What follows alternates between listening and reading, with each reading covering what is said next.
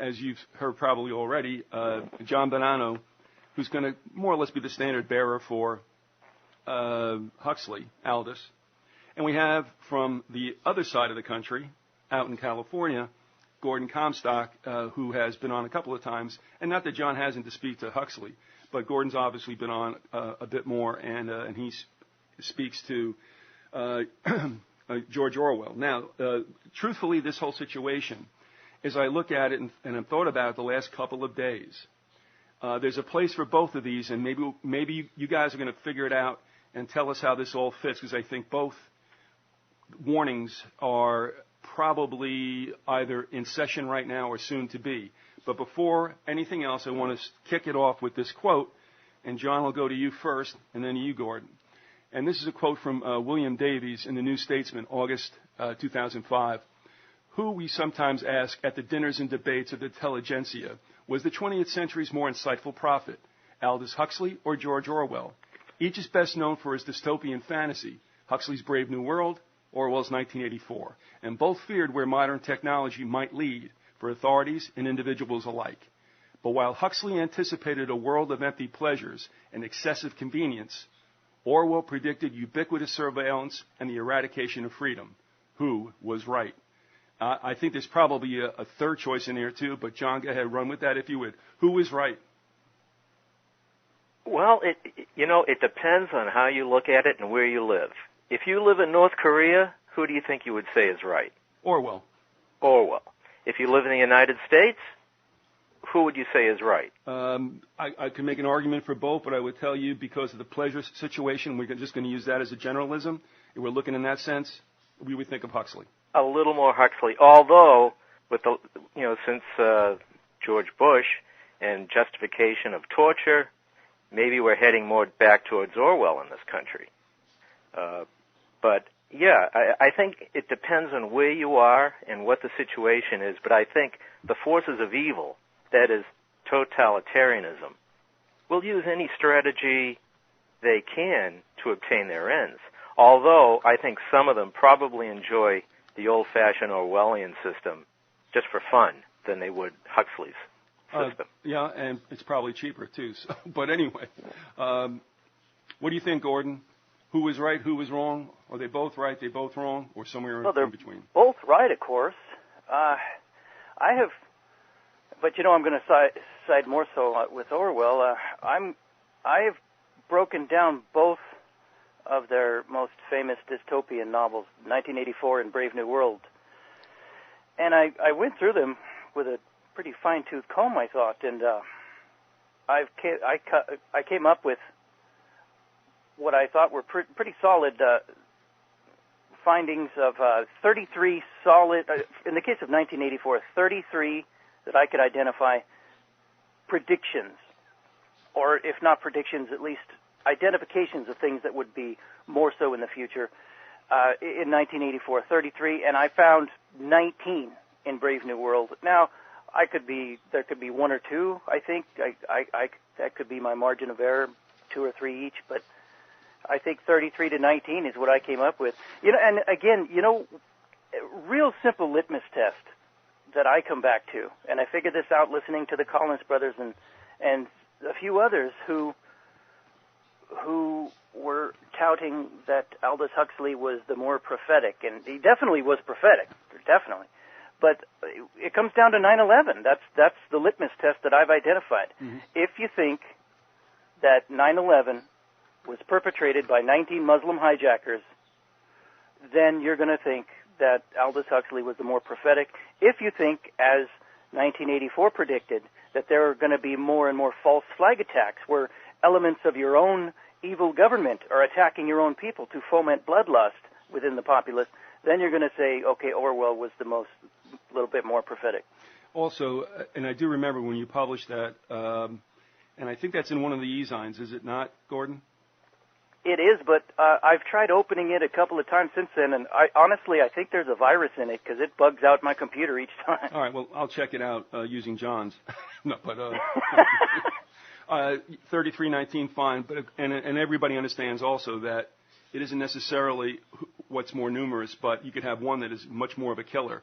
That's true. Yeah, Yeah. Now, I did want to ask you this question to both of you, and I'm just going to move it to the front from what John had just said about where you live, etc. And I'm not really kidding too much about saying totalitarian is cheaper.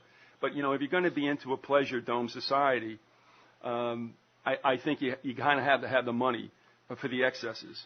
And in some cases, they're not excesses anymore when you think about pharmacology. So, at any rate, I'm throwing it to you first, Gordon, and then to John, and that is, we look now, and you can align it with Orwell's three spheres. And by the way, that is not such an uncommon element of some futuristic works.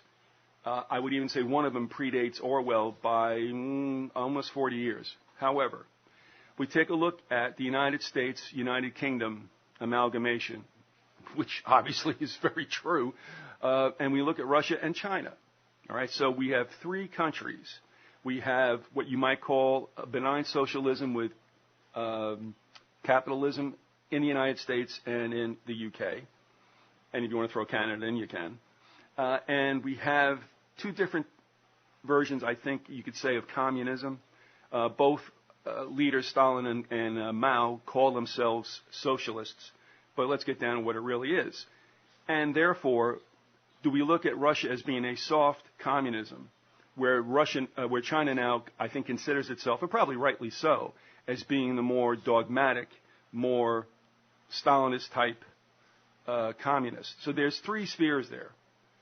What I would ask you first, Gordon, is take these three and tell me which one bespeaks more of Orwell and what he warned us about in Huxley.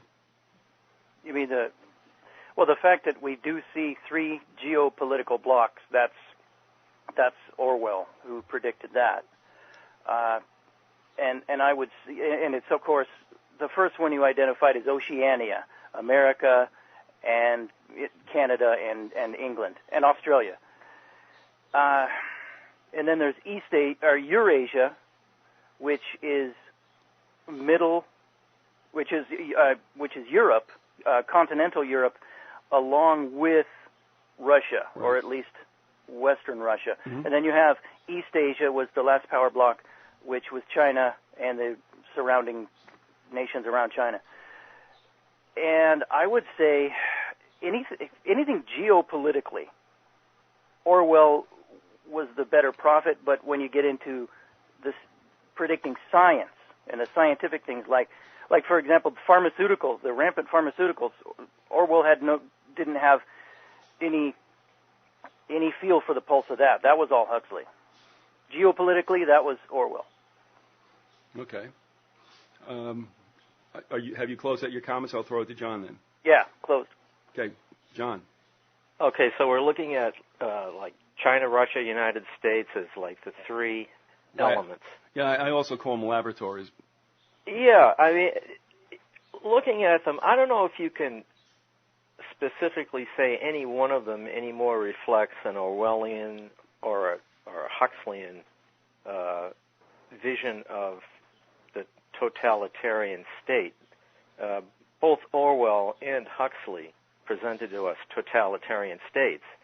And I've been thinking a lot about the similarities more than the differences between Orwell and Huxley. If you read 1984, there's, the people running things were you could almost see them drifting into a Brave New World type thing as projected into the future. Whereas the proles, all the people that did all the work, were kind of almost ignored in that book. They really were like faceless entities, and we never really got to meet them too much or understand what their motivations were, other than they had simple needs and pleasures. Whereas, like getting back to which country represents what, it's almost like a shifting thing. It's almost like it doesn't really matter. The totalitarian scheme, the anti-freedom, the anti-individual scheme, seems to shapeshift on us. If it needs to stomp you in the face with a boot, well, it'll do that. If it can get your acquiescence by putting you on a prescription drug that will, at the same time, calm down your, keep you from being a little exuberant in life, and at the same time make you feel good, they'll use that. If they want to work on an approach over time by changing our actual genetic structure, they're going to do that. It's like, I'm really coming to think that the masters will use any technique they can. Now, do they want to use the violent technique, which isn't so much a projection. I mean, Orwell's 1984 wasn't so much a prediction of the future. He was looking at things that were happening at the time. He saw what was happening in Germany, had happened in Germany just a few years before he wrote, and what was happening in Stalinist Russia as he wrote, and he could use that. I mean, people who lived in Russia at the time and got to read that book said, "How did he know all about us?" So a lot of it wasn't so much prediction as projection of what was actually going on in his world. Whereas I think Huxley was into more of a science fiction thing. So I don't know. Are you saying that he was being deliberately more fictional?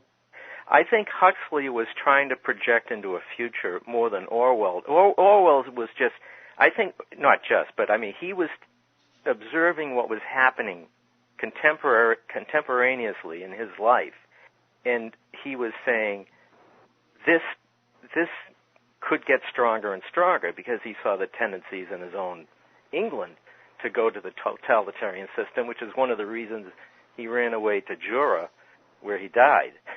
He wanted to get away from totalitarian tendencies, and so he figured, well, I can return to the land, to this damp, cold island in Scotland, and maybe I think he had a feeling he knew he was dying anyways, but. Let me throw this out to you, and I just want to get this out as a point of information. Nobody's ever really taken me up on the suggestion, but I'll still say it because there's something going on here. And it relates also to Orwell and Huxley and where they grew up and were educated, and especially the first half of the 20th century. Something was going on in the city of London, in London, and the London School of Economics, where a lot of futuristic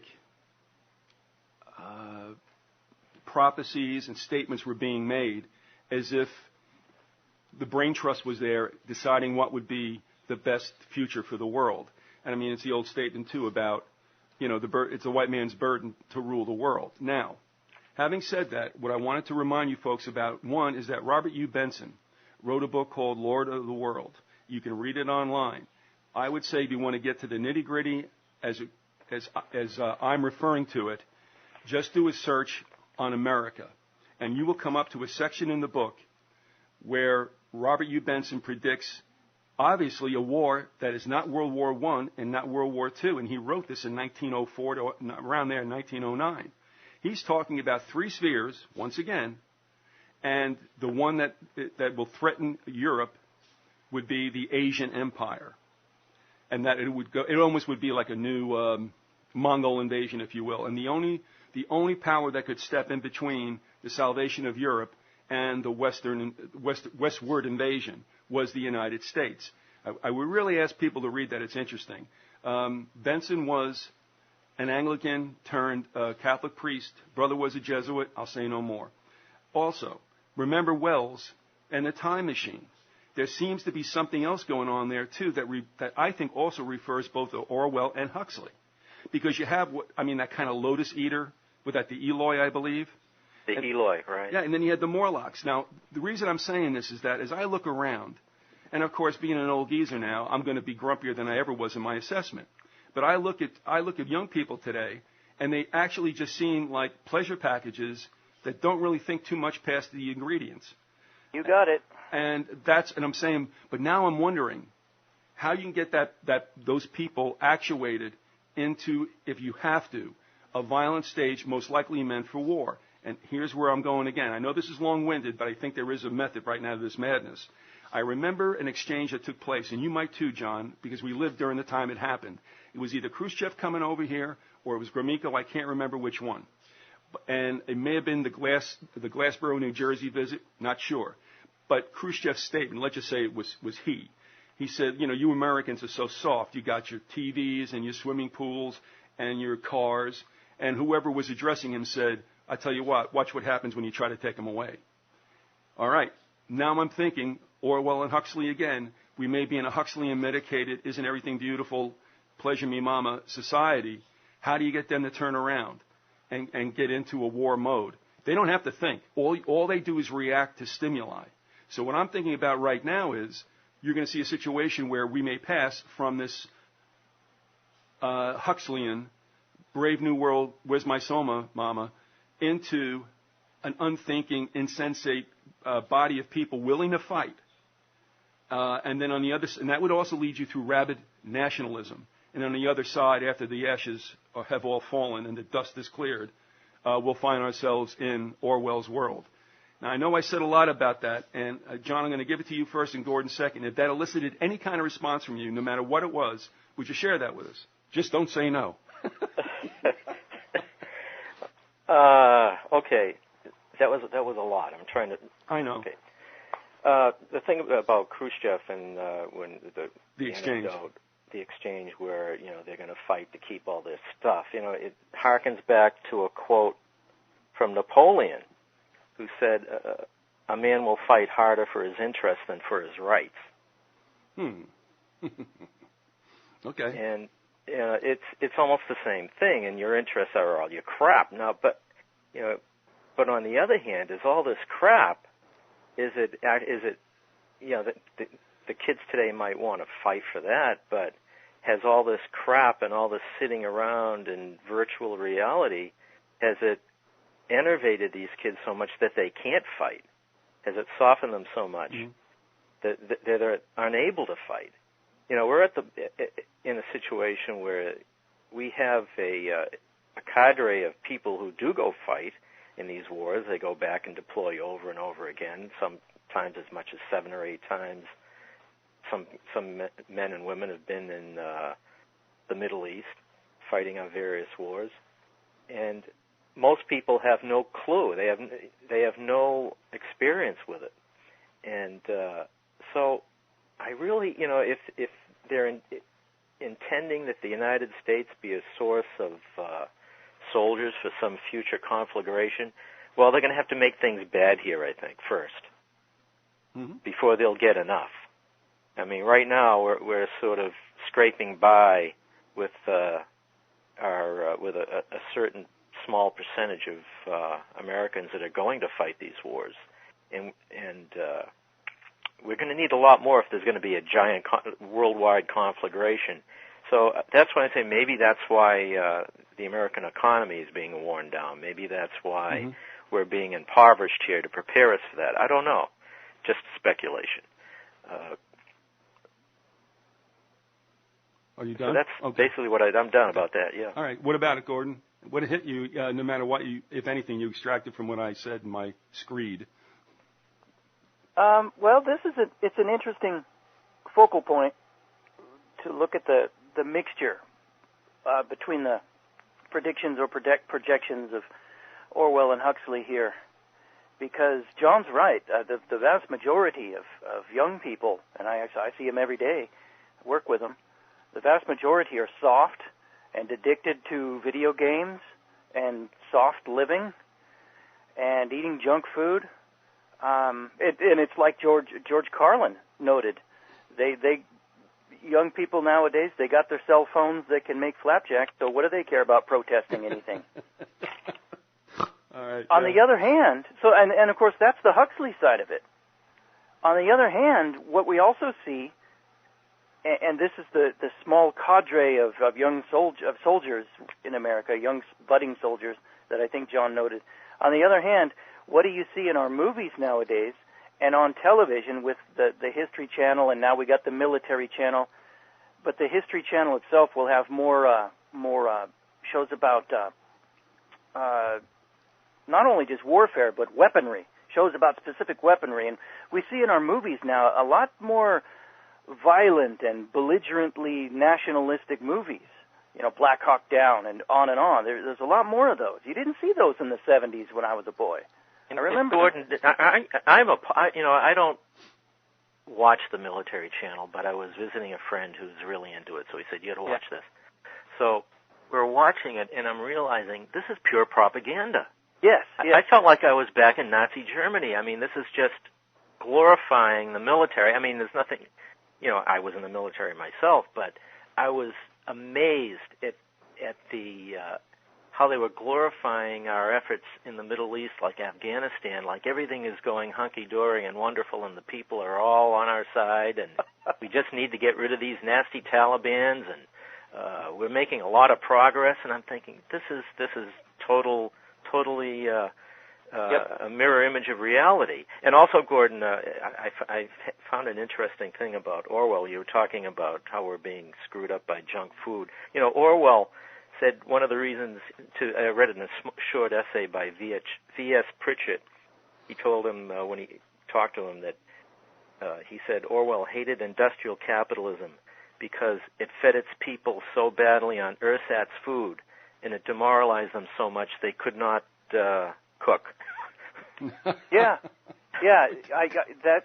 Boy, I read that's in an essay, and I forget which essay that is. I know what you mean. Yeah, it's V.S. Pritchett wrote a short 3-page essay on Orwell, who he knew, and I happened to come across that one, and I thought it was kind of amusing. I remember back in the early 70s when, right around the gas crisis, it was probably 73 into 74, and if you think back, John, because again, we were older than Gordon and more adult-like as far as our concerns, and there was talk about the fact that if this embargo continued, that our 7th Fleet would be rendered useless, et cetera, et cetera. And I remember that being used as a chip to get America pissed off to perhaps back a military incursion. It never came. However, when I'm looking at if we're headed for a third world war, and in deference to you, John, I'd say, okay, maybe it isn't going to happen. But considering that it might, I would look at it in America, again, as telling the population the reason why you're in such hurt is that China just wants to cash in a debt and wage economic war on us. You can also find Russia as the boogeyman because we're going to be told they're backing Iran, they're sending stuff, nuclear materials. And then, if you've noticed now, every so often when the gas spikes, into the conversation comes Iran.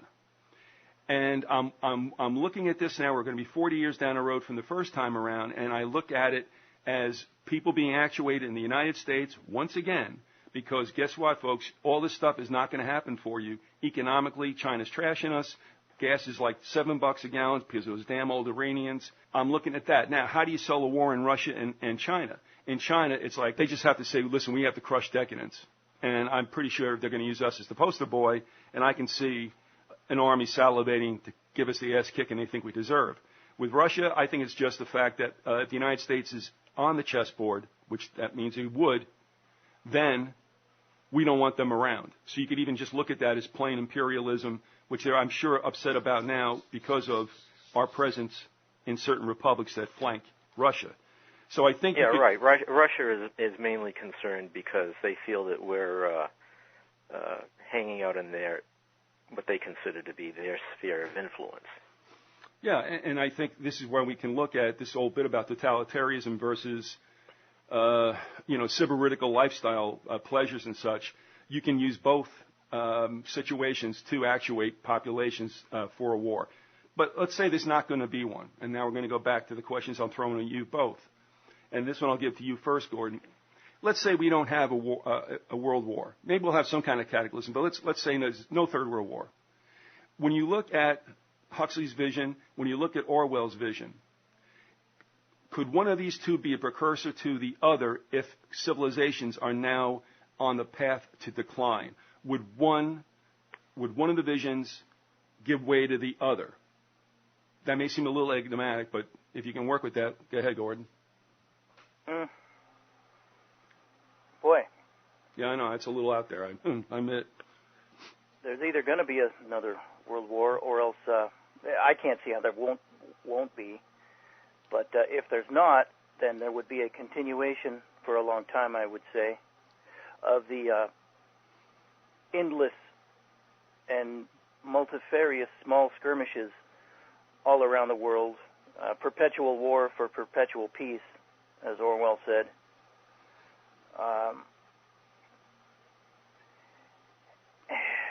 I would guess, I know. Yeah, I would that lead to a more Huxleyan world after that? Well, let me clarify this, and you take another shot at it, Gordon, and then John will be the beneficiary of listening to this.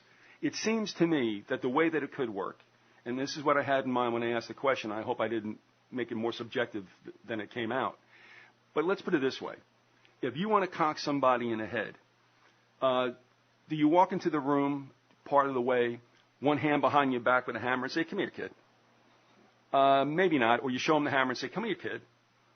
Probably not. But if you showed them a lollipop or an apple and said, "Come here, kid," well, I think the person would be more inclined to go for the treat. That's why I'm wondering if we're not in a situation where whatever's going to happen, which is going to be on the ugly side of midnight, what we are being extended now is the bait. So I would say, in my mind, I'm saying it would be a Huxleyan environment prior to an Orwellian environment, which I think would probably be the last stage. Yes, no, or otherwise, Gordon, and then John will go after you. Now, that's interesting. That's coming at it the other way. Wow. Well, I'd just like to hear John's. Okay, fair enough. Yeah, I'd have to come out on the other side of the Vyzygoth analysis there. I really think that the Brave New World can only happen with a global government. And a global government will arise after the stage of wars amongst these more totalitarian-type dictatorships or totalitarian systems. And then once all that is sorted out, once that little dance of death is completed, then they will and then maybe for the last time the sense of nationalism and patriotism is kicked out of people.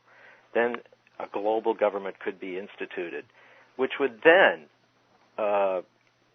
rely on genetics to maybe take out some aggressive genes so that we won't be so dangerous to the powers that be, or maybe, and then the more sophisticated drugs will be put in place. You know, it's interesting when you watch TV now, and you see these drugs that are used for mood alters, and they're like combinations of 2 and 3 drugs together. You know, one takes the edge off, another one makes you a little mellow, the other one sort of eliminates psychotic episodes, and they're mixing them up.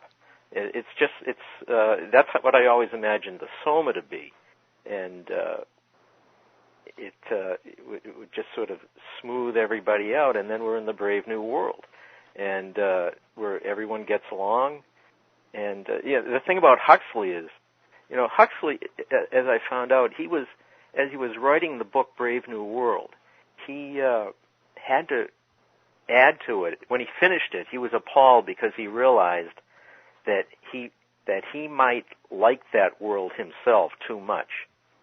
He felt it was too utopian, and he felt that too many people would see it that way and might want to support it or help bring it about.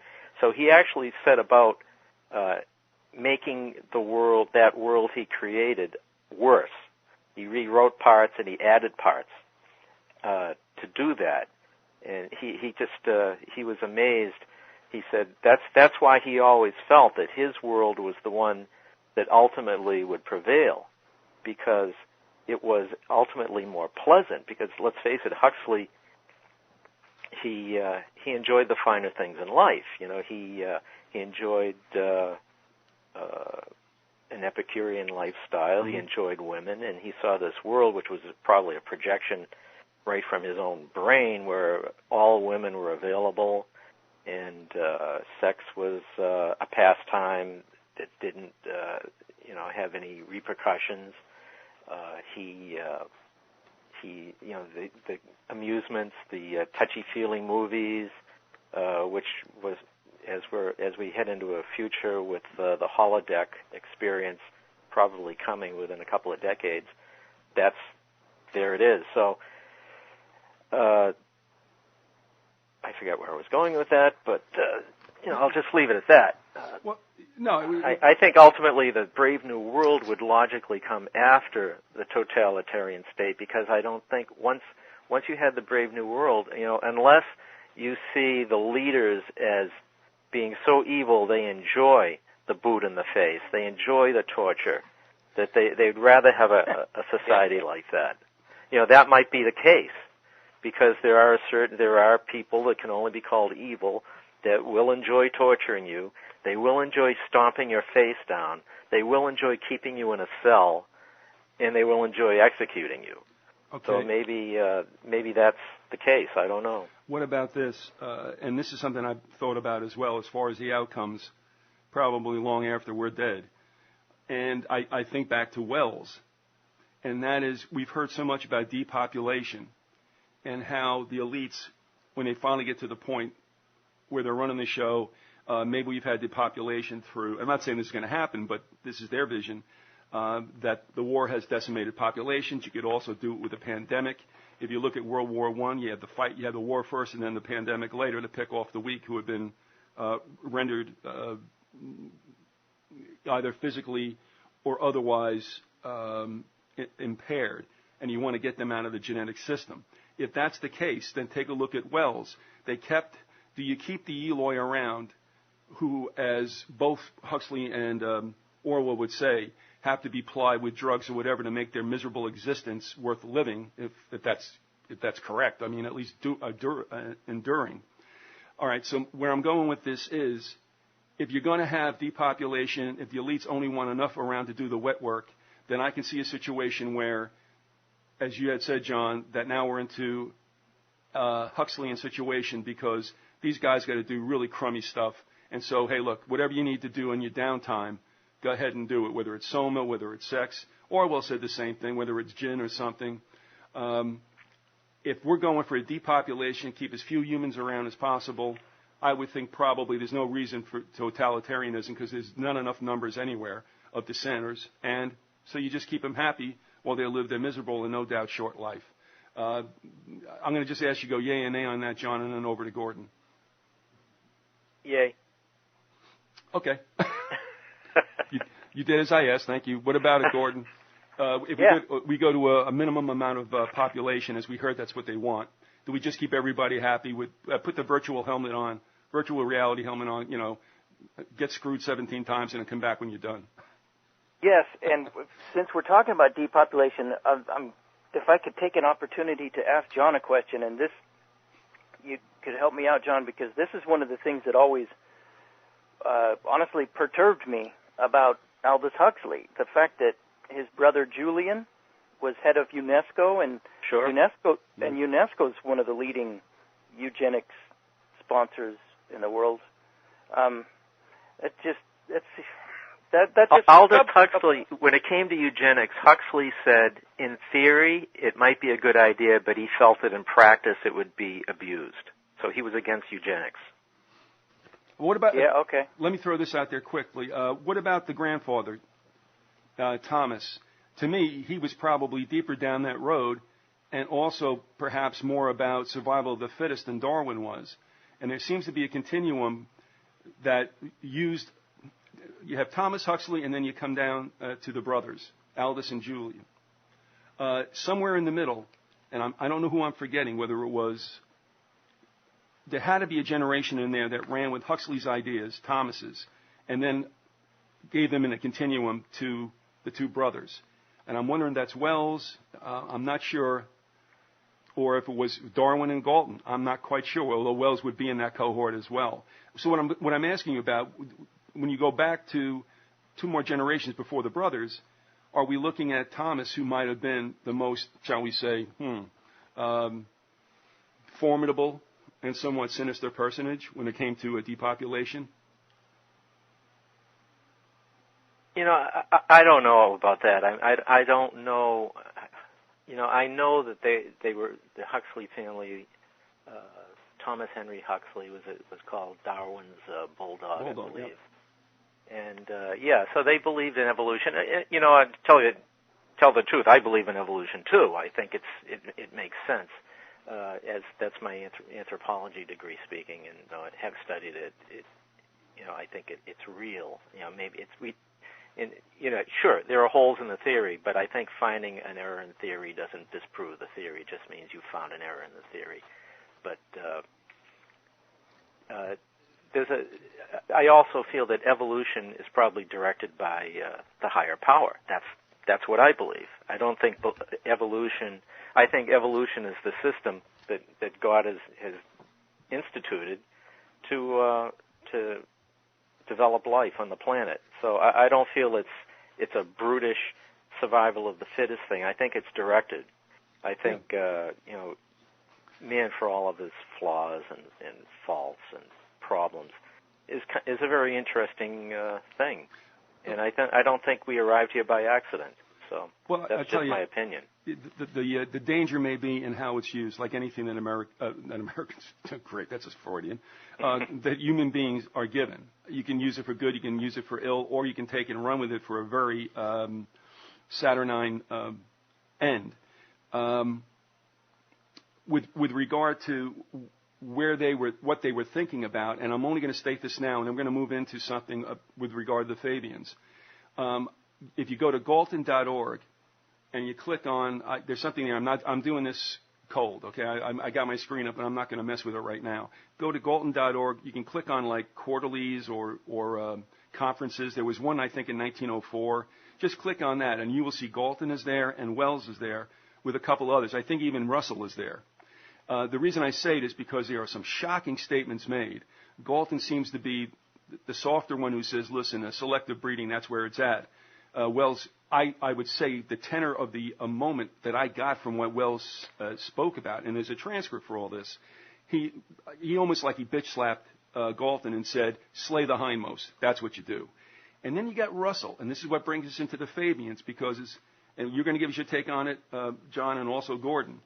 But what bothered me about Russell, especially in that one book, An Intelligent Women's Guide to Socialism, in the epilogue he says, look, here's where it's going to be, folks. You're going to be fed, you're going to be clothed, you're going to be housed, and you're going to work. And if you have not the industry for such, you can be killed in a kindly manner. And I'm like, is that right? Okay. And so when I look at that as the outcome, that's what I see out of all this. I'm not attaching it necessarily to Huxley or Orwell. But boy, I'll tell you what, there was something going around, like I said, in and around London at that time that would give rise to these people and these just seemingly back-of-the-hand type of statements that carry with it, life and death. So at any rate, I don't know if you want to speak to that or not. That was just a commentary on my part, and we were going to head over to the Fabian socialists. But go ahead, John, and then Gordon, you get the second shot. Yeah, Bertrand Russell is a very interesting person. I really need to study up on him a little more. I'm sorry, I misspoke. I'm sorry. I'm going to throw it to you again. It was George Bernard Shaw. Oh, George Bernard Shaw. Yeah, Russell was in there, no doubt about it. But it was Shaw who came out with those remarks and wrote that book, The Intelligent Women's Guide. Well, the thing about Shaw, you have to wonder just how serious he is sometimes. Sometimes he's saying things for effect. He was a satirist. He wrote drama. He was, if you've seen any of his plays, he will say extreme things to effect. It's not necessarily his voice. So I don't know where that quote comes from. I'd have to read it in context. But, I'm not going to come out and defend Shaw or not. I know I've seen a couple of his plays and I've enjoyed them. So I'll leave it at that. Well, I'll tell you what, that is in the epilogue of the Women's Intelligent Guide to Socialism. I'm sorry I screwed that up. It was George Bernard Shaw. I mix them up all the time. But that statement was so crass. I was like, what?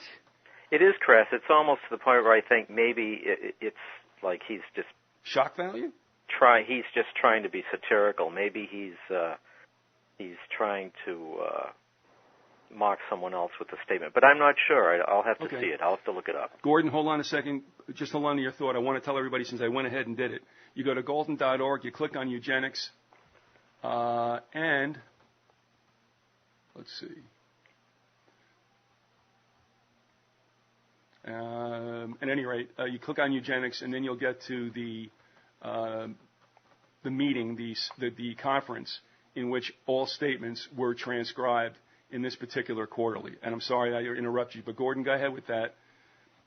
The fact that there could be so many intellectual luminaries in London at that period making statements like that, and those guys had power, had influence.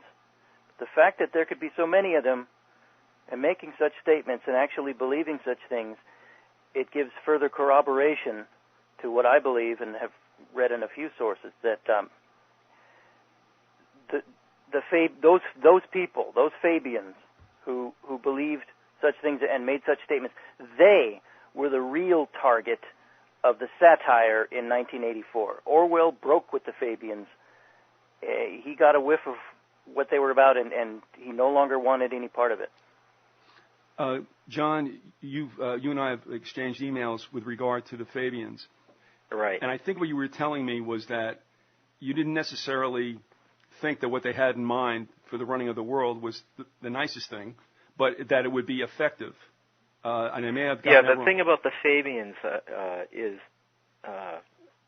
the Fabian. Let's see what the Fabian socialists were. Who was the original Fabius? Fabius Cunctator was a Roman general. Well, basically, Hannibal had gotten into Italy during the time of the Roman Republic, and he was kicking ass. Every general the Romans sent after him would try to have a big set-piece battle with him, and they'd basically lose the legions, right? So Fabius Cunctator said, I'm going to try something different. Delaying tactics. I'll just wear him out. A little rope-a-dope. I'll keep him on the run. I'll try to cut off his lines of supply. I'll try to starve him out. I will never have a set battle with him because he's too good. His baggage train.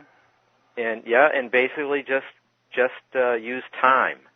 So Cunctator means delayer. So that's what he did. And over the years, Hannibal got weaker and weaker, and finally he was conquered. He was finally defeated, mainly through the effect of time, and just things happen, and he's lost troops. Just he couldn't get resupplied, and that's how they did it. So the Fabian socialists took the name the Fabians because also later on in Roman history, the Fabian family became famous as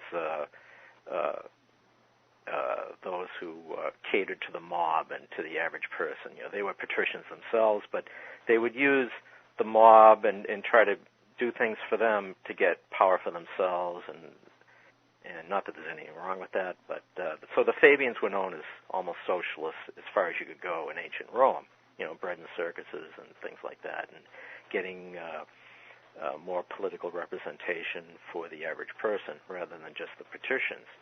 So, of course, the rest of the Senate believed they were traitors, but they felt it had to be done or there'd be problems if you don't have the people on your side. Who's going to fight your wars? Although at that time you had to be a Roman citizen. You had to basically be a landholder to even be in the army until later on, but that's another story. So the Fabian socialists said, we want to have Now, I'm a little skeptical on how serious they were about this, because here's what I'm getting at. The Fabian socialists said, number one, we want to avoid a violent revolution, because what happens in a violent revolution? The powers that be, the leaders and the ruling class ends up hanging from a lamppost. Now, that wasn't something that the ruling class wanted to see. And they knew things were bad when they were Fabian socialists. This is the height of the Industrial Revolution, and people were in these dank, dark, horrible factories working. Like I have a quote from Orwell, who in one of his essays cites Huxley, and he said, "As Mr. Huxley has truly remarked, a dark satanic mill ought to look like a dark satanic mill and not like the temple of mysterious and splendid gods." But at the time, the country was full of dark satanic mills and child labor and people emaciated and dying in the streets. And the Fabian socialists said, we've got to give the people something, else we could end up at the wrong end of a revolution. So they said, we are going to, and this is how the Labor Party was born, we are going to institute socialist reforms. So over time, they had, they ended up with, national health care. They ended up with pensions, basic welfare programs for people that needed it. And they felt that this way they could avoid the revolution. So they just felt, as opposed to their Tory counterparts who just didn't want to give up anything, they felt that by giving something, they could avoid something even worse and also maintain power. They felt the ruling class could still keep their power, and as we've seen, that's exactly what's happened in England. And as time has gone on, and they're starting to remove some of the things they gave the people. They're citing costs. They can't afford it anymore. And why can't they afford it? Because, like so many other places, the jobs have disappeared.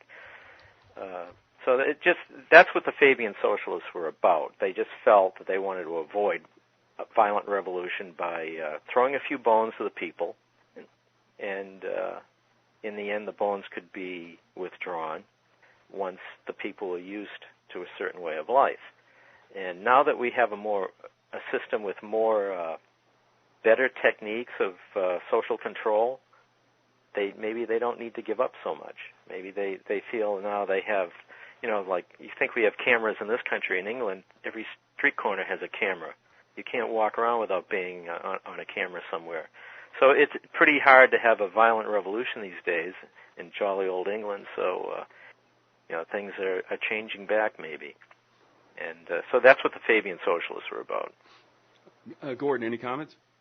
Yeah, I agree with what John just said, that the fact that we are under such surveillance, and there are, and with the mind-numbing drugs and the techno-gadgets, they really don't need to give up very much anymore. But early on, at the point where they were willing to give up more, I'd say even early on there was a tendency, like any group that tends to be at the vanguard of society, they're going to look out for themselves, and even the Fabians, even early on, were doing that. And one thing I'll cite for that is George Bernard Shaw. He was originally indigent, poor. He was a Fabian then, but unlike most of the other Fabians, he was not very well off. But he married a very rich woman and got part of her dowry, obviously, and it was after that marriage that his plays and everything else he wrote began to sell well. And what you can note is, although the Fabians in their economic program marked everything for nationalization, was it to each his own, or to what was the Marxist statement? From each according to his means, to each according to his needs, whatever. From each according to his ability, to each according to his needs. Thank you, John. But two of the things that were not marked for nationalization were royalties and dowries. All right. Well, the thing is, like I say, I think the Fabian socialists, I think their ultimate goal was to create, they said they were going to give these socialist, and I think probably many of them were sincere in creating these socialist benefits for the people. But in the end, all they actually accomplished was creating a more and more powerful central government, which could then be used to maintain itself and make it even more difficult to overthrow. I mean, a violent revolution in 19th century England would have been a lot easier than it is today. In fact, today I would say it's almost impossible. But you never know. Things change. Same in this country. I really don't see much chance of any kind of a revolution, despite what a lot of people think. Another reason for that is the weaponry that is possessed by the leaders. the government, the military of the governments, and that was that's talked about in George Orwell's essay "You and the Atomic Bomb" from 1945. He noted throughout history when the leading weaponry technology at any given time was simple to make, so that the peasantry could make it, you could have successful revolutions. But if the highest technological weaponry was something that cost a lot to make and was too sophisticated to make, you're at a period of despotic stasis. There will be no revolution. And he said, we've got battleships now and the atomic bomb, and we're not going to have any more revolutions, not for a long time. Yeah, that's true. Yeah, now, you're right. What about this? The other day, I caught probably 2/3 of a movie. I don't know if you folks have seen it, entitled Fidel. And you can imagine that it takes you through his early days, etc. At the time, they wanted to overthrow Batista, and they had a couple of failed attempts. Things weren't working out, etc., etc. But there was an exchange between Fidel and I forget who, and said, you have to give it all up. You've got to give everything up. You have to have a clean break with the past. And I listened to that and I said, yeah, that's true. You got to torch it all. You got to be willing to give it up, all of it. What I see happening now in the United States, and I think this is very clever, if in fact it's considered a movement, and it is meant to be, and in fact is successful, and that's this. Think about, let's just take two examples. Think about the Tea Party. They like to be touted as grassroots, like it really can work. But it's not grassroots. They like to be called grassroots because of the image that you get from this. Like, yeah, it's just people rolling up their arms, just everyday people. That thing is funded heavily. And they got right to the front of the food line. And now they've got themselves this little phalanx, I guess, either inside or an appendage on mainstream Republican Party. All right, now just hold that there. Now, all of us are aware of Alex Jones and the Patriots in America and all that other stuff. You know, one of my pet peeves is the fact that they keep on saying they got the NWO on the run. And I'm like, well, can you tell me how that happened? What are you using as victories? What's going on here? Actually, nothing except speaking it. But what Jones did as a leader of this thing is he got everybody back into the system to see if they could get good government by the ballot. And, of course, that was concomitant with Ron Paul's appearance. So here's my point. You've taken two types of, shall we say, discontented groups, and you put them back in the system to try to fix what is corrupt from within the corruption. And all it's produced, as far as I can see, is a stasis. It's not going to change. Well, I think you're right. I think what they've tried to do is co-opt people who might actually want to go out and change things and co-opt them by making them think they're actually doing something to change things when in fact they're not. I mean, people have been convinced that government is the enemy, and in some ways it is. But I think government is the enemy in as much as it's been taken over by forces, powerful forces, wealthy forces, giant corporations, and rich people. Gordon, you've mentioned the book The Rich and the Super Rich in the past, and that's a wonderful book. I read that book when it came out many years ago, and I was amazed. I saw your review on Amazon. Well, you saw it. I was amazed that it had so little impact on the world and on the country. It was like the book came and went. It's not. I don't think it's coincidence that it's out of print. Yeah, it's hard to find. Although you can. I just got a new hardback copy a couple of years ago from Amazon. I used one for a reasonable price. I wore out my paperback. But yeah, that's a great book. But it's these Tea Party types are being manipulated by these power elites as these old families that have it all. I mean, they have so much power hidden away in foundations and corporations, in just family ties. The old club that they're just being played like violins. And they think government is the enemy. Actually, government is probably the only defense we've had against these kind of people, because without government, it would just be a totally feudal society. And so and these forces recognize that. I'm not saying government is a wonderful thing, but I'm saying in as much as it isn't good or it isn't working for us, it's because it's controlled by others that have inordinate control. Okay. And so I'll get off my soapbox on that.